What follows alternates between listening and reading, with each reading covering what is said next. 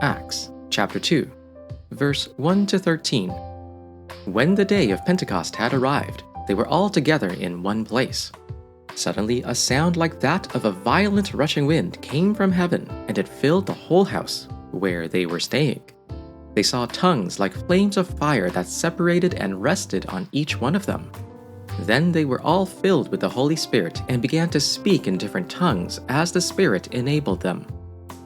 Now there were Jews staying in Jerusalem, devout people from every nation under heaven. When the sound occurred, a crowd came together and was confused because each one heard them speaking in his own language. They were astounded and amazed, saying, "Look, aren't all these who are speaking Galileans? How is it that each of us can hear them in our own native language? Parthians, Medes, Elamites, those who live in Mesopotamia, in Judea and Cappadocia, Pontus and Asia, Phrygia and Pamphylia, Egypt and the parts of Libya near Cyrene, visitors from Rome, both Jews and converts, Cretans and Arabs. We hear them declaring the magnificent acts of God in our own tongues." They were all astounded and perplexed, saying to one another, "What does this mean?" But some sneered and said, "They're drunk on new wine." Nehemiah Chapter 1. The words of Nehemiah, son of Hakaliah. During the month of Kislev, in the 20th year, when I was in the fortress city of Susa, Hanani, one of my brothers, arrived with men from Judah, and I questioned them about Jerusalem and the Jewish remnant that had survived the exile. They said to me, "The remnant in the province who survived the exile are in great trouble and disgrace. Jerusalem's wall had been broken down, and its gates have been buried."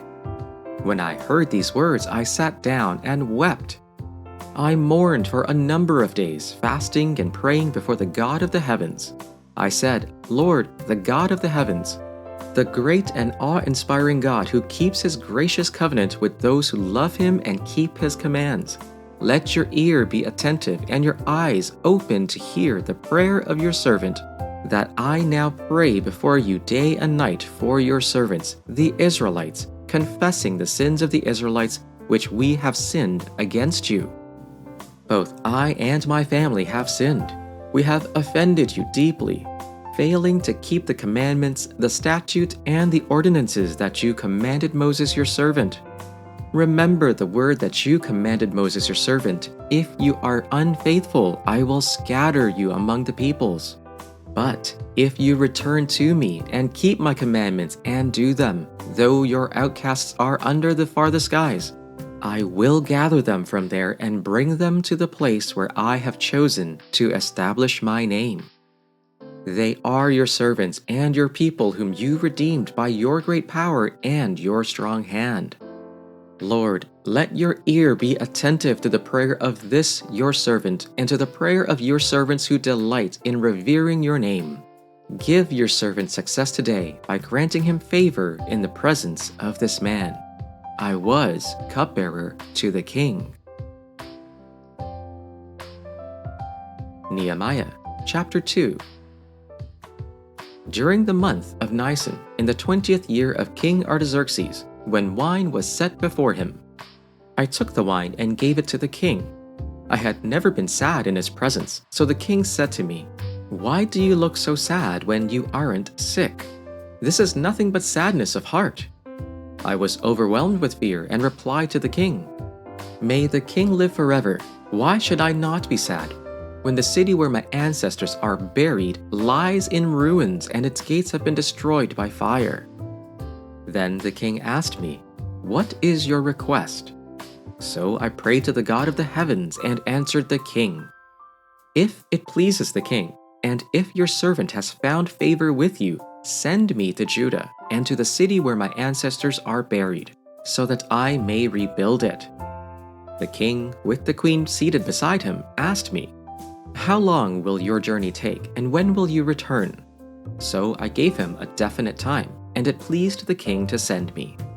I also said to the king, "If it pleases the king, let me have letters written to the governors of the region west of the Euphrates River, so that they will grant me safe passage until I reach Judah. And let me have a letter written to Asaph, keeper of the king's forest, so that he will give me timber to rebuild the gates of the temple's fortress, the city wall, and the home where I will live." The king granted my requests, for the gracious hand of God was on me. Then I came to the governors of the province beyond the river and gave them the king's letters. Now the king had sent officers of the army and cavalry with me. When Sanballat the Horonite and Tobiah the Ammonite official heard this, it displeased them greatly that someone had come to seek the welfare of the Israelites. So I came to Jerusalem and was there for 3 days. Then I got up during the night, I and a few men with me.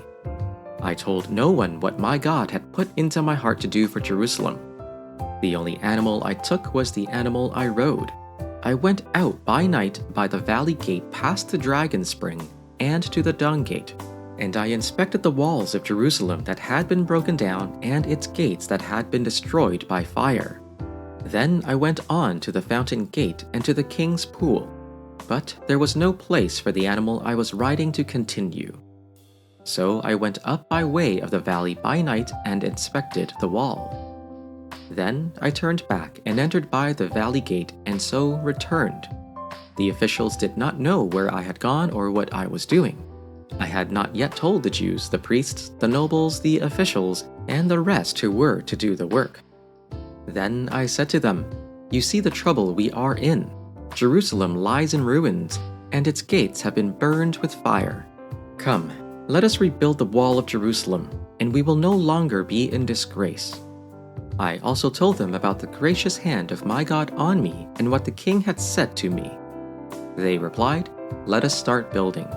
So they began this good work. But when Sanballat the Horonite, Tobiah the Ammonite official, and Geshem the Arab heard about it, they mocked and ridiculed us. "What is this you are doing?" they asked. "Are you rebelling against the king?" I answered them by saying, "The God of heaven will give us success. We, his servants, will start rebuilding, but as for you, you have no share in Jerusalem or any claim or historic right to it." Nehemiah Chapter 3. The high priest Eliashib and his fellow priests began rebuilding the sheep gate. They dedicated it and installed its doors. After building the wall to the Tower of the 100 and the Tower of Hananel, they dedicated it.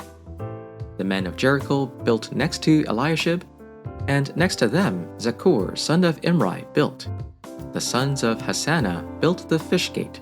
They built it with beams and installed its doors, bolts, and bars. Next to them, Meremoth son of Uriah, son of Hakkoz, made repairs. Beside them, Meshullam son of Berechiah, son of Meshezabel, made repairs. Next to them, Zadok son of Bana, made repairs. Beside them, the Tekoites made repairs, but their nobles did not lift a finger to help their supervisors. Joiada son of Pashiah and Meshullam son of Besodiah repaired the old gate. They built it with beams and installed its doors, bolts, and bars. Next to them, the repairs were done by Melatiah the Gibeonite, Jadon the Meronothite, and the men of Gibeon and Mizpah, who were under the authority of the governor of the region west of the Euphrates River. After him, Uzziel, son of Harhaiah, the goldsmith, made repairs, and next to him, Hananiah, son of the perfumer, made repairs. They restored Jerusalem as far as the broad wall. Next to them, Raphaiah, son of Hur, ruler of half the district of Jerusalem, made repairs. After them, Jedaiah, son of Harumaph, made repairs across from his house. Next to him, Hattush, the son of Hashabaniah, made repairs. Melchijah, son of Haram, and Hashub, son of Pathmoab, made repairs to another section, as well as to the Tower of the Ovens. Beside him, Shallum, son of Halohesh, ruler of half the district of Jerusalem, made repairs, he and his daughters. Hanun and the inhabitants of Zanoah repaired the valley gate. They rebuilt it and installed its doors, bolts, and bars, and repaired 500 yards of the wall to the dung gate. Malchijah, son of Rechab, ruler of the district of Beth-Hakerem, repaired the dung gate. He rebuilt it and set up its doors, its bolt, and its bars. And Shallum, son of Kol-Hoseh, ruler of the district of Mizpah, repaired the fountain gate. He rebuilt it and covered it and set up its doors, its bolt, and its bars. And he built the wall of the pool of Shelah of the king's garden, as far as the stairs that go down from the city of David. After him, Nehemiah, son of Azbuk, ruler of half the district of Beth-zur, repaired from a point opposite the graves of David, as far as the artificial pool and the house of the warriors. After him, the Levites made repairs. Rehum, son of Bani. Next to him, Hashabiah, ruler of half the district of Keilah, made repairs for his district. After him, their kin made repairs. Binnui, son of Henadad, ruler of half the district of Keilah. Next to him, Ezer, son of Jeshua, ruler of Mizpah, repaired another section opposite the ascent to the armory at the angle. After him, Baruch, son of Zabbai, repaired another section from the angle to the door of the house of the high priest Eliashib. After him, Meremoth, son of Uriah, son of Hakkoz, repaired another section from the door of the house of Eliashib to the end of the house of Eliashib. After him, the priests, the men of the surrounding area, made repairs. After them, Benjamin and Hashub made repairs opposite their house. After them, Azariah, son of Maaseiah, son of Ananiah, made repairs beside his own house.